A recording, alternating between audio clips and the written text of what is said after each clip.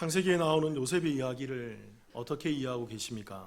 일반적으로 많은 성도님들이 형들에게 모함을 받고 그리고 노예로 팔려가고 감옥으로 억울하게 누명을 쓰고 들어간 요셉이 그가 여전히 삶을 포기하지 않고 비전을 갖고 살았다는 것입니다. 꿈을 꾸고 살았다는 거죠. 그래서 그 우여곡절 가운데 그가 드디어 애굽이라는 거대 도시의 총리 대선으로 등극했다는 것입니다. 그래서 요셉을 많은 분들이 이렇게 부르죠. 비저널이라고, 비전의 사람이라고. 그는 꿈을 잃지 않고 열심히 그에게 주어진 삶을 감당한 인물이라고. 그래서 성경 가운데 다윗과 더불어서 자수성가한 대표적인 사람으로 이 요셉을 들기도 합니다. 그래서 우리나라의 사자성어 가운데 요셉과 어울리는 사자성어를 많이들 인용을 하죠. 고진감래 아시죠? 고생 끝에 드디어 단기 온다는, 낙이 온다는 것입니다. 그래서 현실의 어려움 속에서도 비전을 잃지 않고 포기하지 않고 열심히 최선을 다하며 살다 보면 결국에는 그 삶 가운데 좋아질 때가 오더라는 거죠. 과연 요셉의 이야기가 이런 이야기일까요, 여러분? 우리는 이렇게 이해하고 있잖아요. 먼저 우리가 알아야 될 것은요, 여러분, 성경은 동화책이나 위인전이나 소설책이 아니라는 거예요. 여기서 어떤 교훈이나 감동이나 우리의 어떤 개인적인 그러한 자수성가 스토리를 듣기 위한 자기개발서가 아니라고요. 성경은 하나님께서 인류를 향한 구원의 이야기를 담아놓은 구원의 책인 것입니다. 그렇기에 우리는 성경을 읽을 때 꼭 이 구원이라는 관점으로 성경을 들여다보아야만 한다는 거죠. 요한복음 3장 5장 39절을 제가 한번 읽어드리겠습니다. 이런 말씀이 있죠. 너희가 성경에서 영생을 얻는 줄 생각하고 성경을 연구하거니와 이 성경이 곧 내게 대하여 증언하는 것이니라. 여기서 말하는 예수님께서 하신 말씀인데 여기서 말하는 성경이라는 것은 구약 성경을 얘기하는 거예요. 이 구약, 당신은 신약이 나오지 않았잖아 아직까지. 구약 성경에 있는 모든 성경이 곧 누구에 대해 증거하는 것이다? 내게. 그 내가 누굽니까? 예수 그리스도, 나에 대한 말씀이야. 그러니까 여러분 잘 아셔야 돼요. 성경을, 특별히 구약, 신약도 마찬가지예요. 이 성경을 우리가 들여다볼 때 이 성경 안에서 구원의 관점으로 성경을 볼 때 그 성경 안에서 누구를 발견해야 돼요? 예수 그리스도를 발견해야 돼요. 꼭 그 결론과 초점은 거기에 가야 되는 것입니다. 누가복음 24장 27절 같이 한번 읽어볼까요? 시작. 이에 모세와 모든 선지자의 글로 시작하여 모든 성경에 쓴 바 자기에 관한 것을 자세히 설명하시니라. 예수님께서 엠마오로 내려가는 두 제자들, 예수님 부활한 후에 이제 어떻게 하지? 절망 가운데 엠마오로 내려가는 두 제자들에게 찾아오셔서, 그들이 몰랐잖아요, 예수님이 누군지. 찾아오셔서 모세와 모든 선지자의 글로 시작하여 모든 성경에 쓴 바, 여기서 말하는 모세와 모든 선지자의 글, 모든 성경은 구약 성경이에요. 이 구약 성경에 있는 모든 내용의 성경을 설명하시면서 그 성경에 자기에 관한 것을 다 풀어서 설명해 줘요. 야, 이게 나고, 창세기가 나고, 출애굽기가 나고, 레위기가 나고, 민수기가 나고, 신명기가 나고, 말라기까지 다 이게 나야, 예수 그리스도야, 예수에 대한 이야기야 라고 그렇게 풀어 설명을 해줬다는 것입니다. 그러니까 여러분, 우리는 모든 성경을 바라볼 때 구속사의 관점으로 들여다보고 거기서 내게 교훈을 주고 내게 개발을 하고 자기 개발을 하는 관점에서 그래서 내가 이렇게 해서 내가 잘하면 잘 되겠구나 라고 성경을 바라봐서는 안 된다는 거예요. 성경 안에서 누구를 봐야 돼요? 이게 예수님이었구나, 이게 구원이고 이게 복음이고 이게 예수 그리스도구나 라고 해서 예수께로 우리의 시각을 맞춰야 한다는 것입니다. 그게 성경을 읽는 시각이라는 거예요. 하나만 더 볼까요? 누가복음 24장 44절 45절 제가 읽어볼게요. 또 이르시되 내가 너희와 함께 있을 때에 너희에게 말한 바 곧 모세의 율법과 선지자의 글과 시편에 나를 가리켜 기록된 모든 것이 이루어져야 하리라 한 말이 이것이라 하시고, 45절 함께 읽겠습니다. 시작. 이에 그들의 마음을 열어 성경을 깨닫게 하시고. 모세의 율법과 선지자의 글과 시편은 구약 성경 전부죠. 모세 오경, 그리고 선지서, 예언서, 시편, 시가서, 모든 창세기부터 말라기까지 모든 구약 성경이 다 예수님에 대한 기록이었다는 것입니다. 그렇기에 우리는 성경을 통해서 예수를 볼 수 있어야 돼요. 그렇게 예수에 대해서 알려줄 때 다시 띄워보세요. 45절 이런 말씀이 있습니다. 이에 그들의 마음을 열어 성경을 깨닫게 하시고, 열어 이 성경을 깨닫게 하다 무슨 말이냐면 예수님에 대한 것을 풀어서 이게 예수고 이게 그리스도고 이게 복음이야 라고 알려주셨다는 것입니다. 여기서 말하는 이 열어라는 단어가 헬라어로 디아노이고란 말이에요. 새벽기도 때 나눈 단어인데 디아노이고, 이 말이 열다, 풀다, 해석하다라는 단어예요. 디아노이고, 열다, 풀다, 해석하다라는 단어인 거예요. 이 말은 묶인 것을 풀다, 감춰진 것을 해석하다, 닫힌 것을 열어주다의 그 의미가 들어가 있다는 것입니다. 예수께서 이 구약 성경에 감춰져 있던 자신에 대한 것을 해석해주고, 묶여서 아무도 몰랐던 그 예수 그리스도를 풀어주고, 감춰진 예수 그리스도에 대해서 해석을 해주기 시작했다는 것입니다. 그러자 이 엠마오로 내려가던 두 제자가 그들의 마음이 열리는 거예요. 그래서 성경을 보고 깨달아지는 것입니다. 이게 뭐냐면, 따라해 볼게요. 영안이 열렸다. 여러분, 영안이 열린 게 뭐 귀신을 보고 예언을 하고 환상을 보고 그게 영안이 열린 게 아니고요. 그렇게 하시는 분들이 요즘엔 좀 이상한 분으로 평가받아요. 영안이 열린 거는요, 다른 게 아니에요. 말씀 속에서 누구를 보는 것? 예수 그리스도를 보고 구원의 관점으로 복음이 보이기 시작하는 것.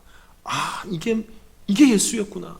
이게 구원이구나. 이게 복음이구나. 이걸 깨닫게 되는 것. 이걸 영안이 열렸다 그러는 거예요. 이걸 기독교에서 말하는 제대로 된 말씀에 대한 마음이 열어졌다. 그들이 온전히 묶인 것을 풀게 되고 그들이 감춰진 예수를 알게 되는 그 신비함을 경험했다고 얘기하는 거예요. 그렇게 우리는 모든 성경에서 예수를 볼 수 있어야 합니다. 창세기에서도 누구를 드러내는 책일까요? 창세기도 예수 그리스도를. 그러니까 아담, 여러분 아벨, 셋, 우리 족부터 배웠잖아요. 에노스, 에녹, 노아, 아브라함, 이삭, 야곱, 그리고 요셉으로 이어지는 이 창세기 모든 풀스토리 속에서 예수 그리스도에 대한 모형을 볼 수 있어야 되고 예수 그리스도에 대한 말씀을 우리가 볼 수 있어야 되는 것입니다. 질문 하나 드려볼게요, 여러분. 창세기에 가장 시작되는 인물이 아담이고 끝나는 인물이 요셉이고 이 가운데 아벨, 셋, 에노스, 에녹, 노아, 아브라함, 이삭, 야곱 쭉 나오는데 여러분 이 창세기의 이야기 가운데 모든 인물에 대한 이야기 가운데 가장 많이 할애해서 설명하고 있는 인물이 누굴까요? 누굴 것 같으세요? 생각보다 많은 분들이 아브라함이라고 얘기해요. 아브라함도 길게 설명되어 있습니다. 근데 아브라함보다 더 길게 설명한 인물이 누굴까요? 요셉의 이야기인 거예요. 요셉의 이야기. 왜 그렇겠습니까? 요셉이 상징하는 바가 있기 때문에 그래요. 제가 앞으로 몇 주 동안은 이 요셉에 대한 스토리를 나누면서 요셉을 통해 우리 가운데 드러나지고 보여지는 예수 그리스도의 모형에 대해서 함께 나누어 보려고 합니다. 요셉과 예수는 닮아 있습니다. 그 닮아 있는 점이 무엇이 있을까요? 첫 번째는 장자라는 거예요. 요셉도 장자고 예수님도 장자라는 것입니다. 무슨 헛소리를 하시냐? 여러분 이스라엘의 야곱의 12아들 중에 장자는 누굽니까? 요셉이라 그러면 큰일 나요. 장자가 누굴까요? 이 정도는 이제 초등학교 때 배우는 거잖아요. 우리가 주일학교 때 루벤입니다. 근데 여러분 이 루벤이 어떤 짓을 하는지 한번 봅시다. 창세기 35장 22절이에요. 제가 읽어보겠습니다. 이스라엘이 그 땅에 거주할 때에 루벤, 장자죠. 루벤이 가서 그 아버지의 첩 빌하와 동침하매 이스라엘이 이를 들었더라. 야곱의 아들들은 12이더라. 빌하는 야곱의 첩이었지만 루벤에게는 어머니였어요. 서모였지만 어머니였어요. 그런데 루벤이 그 서모였던 어머니였던 빌하와 동침하는 말도 안 되는 사건이 일어나는 것입니다. 루벤이 이렇게 한 이유가 뭘까요? 야곱의 가족사 때문에, 얽혀있는 가족사 때문에 그렇습니다. 이 빌하가 그의 어머니이긴 하지만 루벤의 친어머니는 레아였어요. 레아와 빌하가 정적이었고 그래서 이 라헬, 그의 또 다른 어머니였던 라헬의 하녀가 바로 이 빌하였습니다. 그런데 야곱이 그 하녀를, 라헬의 하녀를 첩으로 삼았던 거죠. 그래서 빌하로 말미암아서 루벤의 동생 중에 단과 납달리가 나오게 되는 것입니다. 이런 야곱의 가족사 가운데에서 장자인 루벤이 앙심을 품고 별로 좋지 않은 마음을 갖고 있었던 거죠. 하녀였는데 어느 날 어머니가 돼버린 거예요. 그리고 야곱의 가족사 가운데에서 어머니, 4명의 어머니로부터 그 자녀들이 암투와 분투 가운데에서 굉장히 복잡한 삶을 살게 되는 거죠. 그래서 그가 이런 정말 얼토당토 않는 짓거리를 해버리는 것이죠. 그래서 역대상 5장 1절에 보면 이런 말씀이 있습니다. 이 일로 말미암아 이렇게 얘기하는 거예요. 제가 읽어보겠습니다. 이스라엘의 장자 루벤의 아들들은 이러하니라. 루벤은 장자라도 그의 아버지의 침상을 뭐했다? 더럽혔으므로 장자의 명분이 이스라엘의 아들 누구에게로? 요셉의 자손에게 돌아가서 족보에 장자의 명분대로 기록되지 못하였느니라. 루벤은 장자가 맞아요, 여러분. 혈육적으로 보면 그는 첫 번째 나온 아들이었고 장자였지만 그러나 그는 그 가족사 가운데에서 아버지 야곱의 침상을 더럽힌 인물이었습니다. 아들로 입적되기에도 부끄러운 짓을 해버린 것이죠. 그래서 그는 장자였지만, 신분상은 장자였지만 장자의 명분을 잃어버리는 거예요. 마치 에서와 야곱 중에 누가 장자였습니까? 에서였죠. 근데 에서가 뭐 한 그릇에?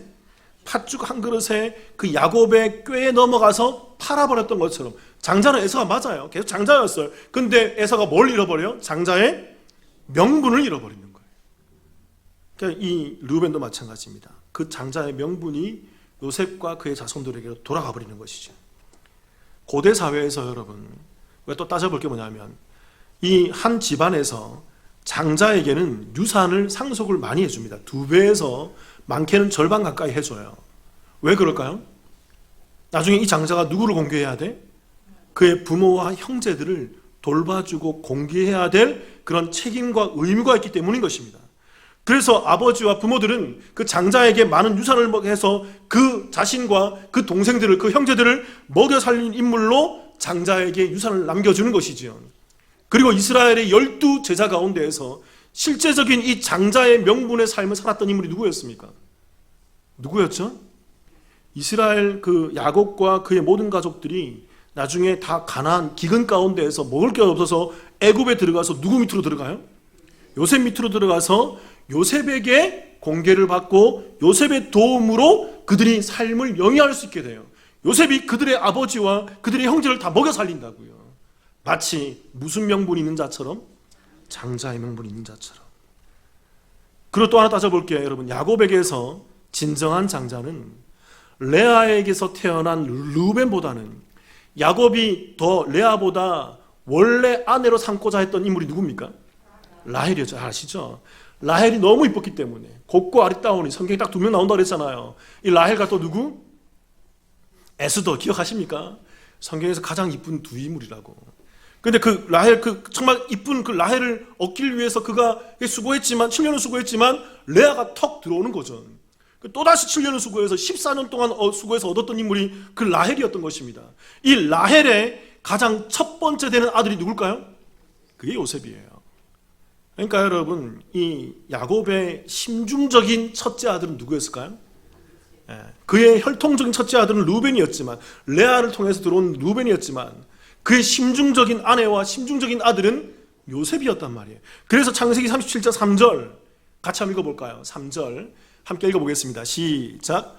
요셉은 노년에 얻은 아들이므로 이스라엘이 여러 아들들보다 그를 더 사랑하므로 그를 위하여 채색 옷을 지었다. 요셉은 여러 아들들보다 야곱의 사랑을 더 입었던 인물입니다. 그래서 그를 위해서 무슨 옷을 해줘요? 채색 옷, 색동옷. 그러니까 요즘으로 말하면 이게 흔하지만 고대 사회에서는 이런 색깔 있는 이 옷은 아무나 입을 수가 없어요. 특별한 지위나 특별한 권한을 부여받은 사람, 특별한 위치에 있는 사람들만 입을 수 있었어요.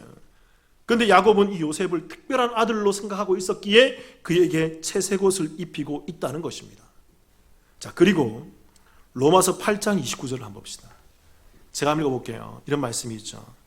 하나님이 미리 아신 자들을 또한 그 아들의 형상을 본받게 하기 위하여 미리 정하셨으니 이는 그로 많은 형제 중에서 무엇이 되게 하려 하심이라? 마다. 이분이 누굽니까? 예수 그리스도. 예수님이 우리의 맏형, 하나님의 맏아들, 우리의 맏형, 첫째 아들, 그 장자가 된다는 것입니다. 실제로 예수님이 우리의 형이다, 뭐 장자다 그런 얘기 아니고요. 명분인 거예요, 여러분. 의미상인 거예요. 상징적인 거예요. 많은 형제들 중에서 성도들을 얘기하는 것입니다. 많은 형제들 가운데서 예수님은 그 많은 형제들을 가운데 그 많은 형제들을 먹여 살리고 공교하는 그 맏아들의 위치에 딱 들어가 있는 것이죠. 그래서 저와 여러분, 예수를 믿고 구원받은 자들이 예수 안에서 먹고 마시고 예수 안에서 우리가 그 모든 그 죄와 그 어려움과 죽음과 사망 가운데에서 회복되고 성장하며 살아갈 수 있게 만드는 거예요.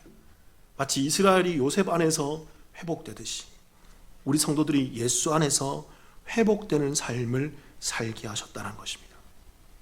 그래서 여러분, 세상의 기근 가운데, 창세기의 세상의 기근 속에서 이스라엘과 모든 아들들이 장자인 요셉을 통해서 구원과 회복을 경험했고, 그리고 이 땅의 종말 속에서 이 땅을 살아가는 저와 여러분 모든 성도들이 장자인 예수님을 통해서 구원과 회복을 경험하게 되는 것입니다. 그래서 요셉과 예수 그리스도는 닮아 있는 거예요. 이해되십니까? 두 번째로 요셉과 예수 그리스도의 닮은 점이 무엇일까요? 두 번째는 죄를 지적한다는 것입니다. 이게 닮아 있어요. 창세기 37장 2절입니다. 같이 한번 읽어볼까요? 37장 2절 한 목소리 읽어보겠습니다. 시작. 야곱의 족보는 이러하니라. 요셉이 17세의 소년으로서 그의 형들과 함께 양을 칠 때에 그의 아버지의 아내들 비라와 실바의 아내들과 더불어 함께 있었더니 그가 그들의 잘못을 아버지에게 말하더라. 요셉이 등장하는 제일 첫 모습이에요. 37장에 요셉이 딱 나오는데 그의 첫 모습이 뭐냐면 그의 형제들의 잘못을 아버지에게 말하는 자의 모습으로 딱 등장해요. 요셉의 첫 시작점인 것입니다. 그래서 많은 사람들이, 많은 성경 연구가들과 설교자들이 요셉을 이렇게 이해하잖아요. 요셉은 고자질쟁이였다. 그래서 형들이 잘못할 때마다 쪼르르 아버지한테 가서 다 일러바치고 그래서 그런 애니메이션도 나오고 그런 성경 동화책도 나와서 요셉이 그런 모습을 약간 비하하는 듯한 모습으로 우리 가운데 설명을 해왔어요. 저도 그렇게 들었어요, 여러분. 요셉의 유일한 잘못은 고자질쟁이였어. 자, 성경을 보니까 그렇지 않아요, 여러분. 이게 원문에 보니까 그가 그들의 잘못을 아버지께 말하더라 할 때 이 잘못이라는 단어가 히브리어로 라라는 단어예요. 이 단어가 나쁜, 악한, 해로운이라는 단어예요. 그러니까 여러분, 이 라라는 단어가 여러분이 잘 알고 있는 단어예요. 성경의 창세기 2, 3장에 보면 하나님께서 먹지 말라고 하신 나무가 하나 있죠. 그 나무의 풀네임이 뭐라고요? 선악과가 아니라 무슨 나무? 선악을 알게 하는 나무죠. 풀네임으로 외우라 그랬죠, 제가. 항상 그렇게 보셔야 돼요. 거기 의미가 있다고. 선악을 알게 하는 나무예요. 선, 이게 토브라고 그랬잖아요. 예전에 많이 설명드렸어요, 이 단어를. 그리고 악, 이게 라라는 단어예요. 그러니까 하나님께서는 선악을 알게 하는 나무를 먹지 마라. 그래서 나중에 아담이 그 악을 범하잖아요. 하나님 면전에서 하나님이 싫어하시는 그 악을 범죄하는 인물로 창세기 2, 3장에 나오는 것입니다. 그게 악이죠. 그 창세기 6장에 보면 노아 시대에 악이 관영했다고 얘기합니다. 그때 그 악이라는 단어가 히브리어로 뭘까요? 이게 라라는 단어예요. 그 더 나아가서 창세기 13장으로 넘어오면 소돔의 죄악을 얘기할 때 소돔은 악한 도시였어 라고 얘기한다고요. 그 소돔의 악을 얘기할 때 그 악이라는 단어가 히브리어로 뭘까요? 그게 라라는 단어예요. 그리고 점프해서 오늘 37장에서 야곱의 아들들이 잘못했다라고 얘기하고 있습니다. 이 잘못이 라예요. 정확하게 번역하면 잘못이 아니라 이 단어는요, 야곱의 아들들이 악했다는 것입니다. 누구 앞에서? 하나님 면전에서 악을 행하고 있는 인물로 이렇게 비춰지고 있다는 것입니다. 이것은 단순히 잘못을 행하거나 실수나 과실을 말하는 것이 아니라 하나님 면전에서의 악을 얘기하는 거예요. 요셉의 형들은 하나님 면전에서 악을 행했고 요셉은 그러한 악행들을 참지 않고 용납하지 않고 아버지에게 찾아가서 그 사실 그대로 고해 바치는 것입니다. 요셉이 고사질을 했다기보다는 이런 거예요, 여러분. 성경의 관점으로 볼 때, 구속사적인 관점으로 볼 때 하나님 앞에서 악을 행하는 자들에 대해서 요셉은 참지 않고 견책하고 권면하며 권징하는 그런 모습을 우리 가운데 보여주고 있다는 것입니다. 이게 잘못된 모습이 아니라 이게 성경적인 모습이에요. 오늘날 교회들이 많이 무너졌고 오늘날 많은 교회들이 제 기능을 하지 못하는 이유 중에 하나가 그 신학자들이 뭐라고 얘기한 줄 아세요? 오늘날 교회에서 뭐가 사라졌다? 이 권징이 사라졌다는 것입니다. 성도들이 잘못을 해도 잘못한 것에 대해서 목사나 안에 있는 중직들이나 교회에서 어떤 비난과 비판과 권면을 할 수 없어요. 교회에서 어떤 문제가 일어나면 처음 사랑으로 그저 사랑으로만. 근데 성경에 나와 있는 그 예수님의 질책이나 예수님의 그 지적이나 예수님의 그 독사의 자식들아 그러면서 그들의 죄악을 지적하는 그런 말씀은 절대 할 수 없어 버린 거죠. 그래서 오늘날 교회가 자정의 목소리를 잃어버렸다는 것입니다. 제 기능을 못한다는 거예요. 교회가 교회답게 정화되지 못한다는 거예요. 근데 오늘 요셉이 그 형들의 악을 참지 않고 권면하며 권징하며 권책하며 그들의 잘못을 낱낱이 아버지께 고하며 그들의 정화를 위해서 노력하고 있는 인물로 성경에 나타나고 있다는 것입니다. 창세기 37장 13, 14절로 보십시다. 13, 14절 제가 읽어볼게요. 보세요. 이런 말씀이 있습니다. 이스라엘이 요셉에게 이르되 내 형들이 세겜에서 양을 치지 아니하느냐 너를 그들에게로 보내리라. 요셉이 아버지에게 대답하되 내가 그리하겠나이다. 14절 이스라엘이 그에게 이르되 가서 내 형들과 양떼가 다 잘 있는지 보고 돌아와 내게 뭐하라? 내게 말하라 하고 그를 헤브론 골짜기에서 보내니 그가 세겜으로 가니라. 우리는 그냥 읽을 때 이것이 그냥 가정사에서 아버지가 다른 형제를 감시하는 요셉으로 보내어서 그를 통해서 알아들었다 이렇게 생각할 수 있지만 제가 얘기했잖아요. 서두에 성경은 그런 위인전이나 동화책이 아니라고요. 소설책이 아니라고요. 성경은 복음의 관점으로 읽어 내려가야만 이 말씀들이 보이기 시작한다고요. 당시는 족장 시대였습니다. 야곱의 위치는 아직 왕 선지자가 나오기 전이었어요. 제사장이 나오기 전이었어요. 그래서 이 족장 시대는 왕, 선지자, 제사장의 신분을 한목에 다 갖고 있는 그러한 신분이 족장이었어요. 아브라함, 이삭, 야곱을 올라오는 이 족장은 대단한 권위를, 영적 권위를 가지고 있었다고요. 그들이 제사장이었고 그들이 선지자였고 그들이 왕의 신분으로 살고 있었다고요.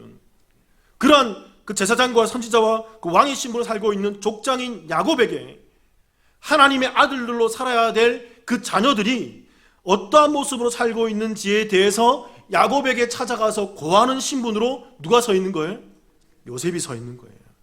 일반적인 시각으로 보면 이게 안 보이는 거예요, 여러분. 요셉은 이 땅의 백성들이 하나님의 자녀로 살아가야 될 백성들이 하나님의 자녀로 잘 살지 못할 때 그들을 고발하고 그들의 죄를 지적해주며 그들이 돌아설 것에 대해서 선포하는 선지자의 삶을 이 가운데 살며 위치에 있다라는 것입니다. 그래서 여러분, 자 질문 하나 드려볼게요. 왜 성경은 요셉의 일생 가운데에서 요셉을 설명하면서 아까 나눴지만 창세기 37장 2절에서 왜 요셉의 이런 고자질하는 모습, 이런 형들의 죄악을 고발하는 모습을 제일 먼저 기록하고 있을까요? 왜 그럴 것 같습니까? 이 모습이 누군가와 닮아있기 때문에. 그분이 누굴까요? 마태복음 4장 17절을 읽어봅시다. 같이 한번 읽어볼게요. 시작. 이때부터 예수께서 비로소 선포하여 이르시되 회개하라 천국이 가까이 왔느니라 하시더라. 예수님이 공적 사역을 시작하는 공생애를 시작할 때 제일 첫 마디가 뭐예요? 회개해라는 거예요. 여기 회개라는 말은 너희 안에 잘못이 있다는 것입니다. 너희가 죄를 범하지 마라, 깨끗하게 살아야 돼, 잘 살아야 돼, 권면의 말이 아니라 징계의 말씀이에요. 너희는 이미 죄를 범했어. 너희는 아담으로 말미암아 하나님 앞에서 악을 범한 존재야. 그러니까 회개해. 너희 안에 죄가 있단다. 회개해야 된단 말이야. 라면서 그들을 향해 지적하고 권징하며 견책하며 하나님께 그들의 죄를 고발하는 위치에 있는 분이 누구였어요? 바로 예수님이었어요. 예수님이 제일 공생의 시간에 제일 먼저 선포하는 말씀이 악에 대한 죄인들의 죄를 지적하고 고발한 내용인 것입니다. 그리고 그들이 돌아설 것에 대해서 얘기하는 거예요. 오늘 요셉은 그러한 모습으로 예수님과 닮아 있는 모습으로 서 있다는 것이죠. 요셉과 예수님의 닮은 점이 또 무엇이 있을까요? 우리가 몇 주를 통해서 살펴보겠지만 오늘 하나만 더 보겠습니다.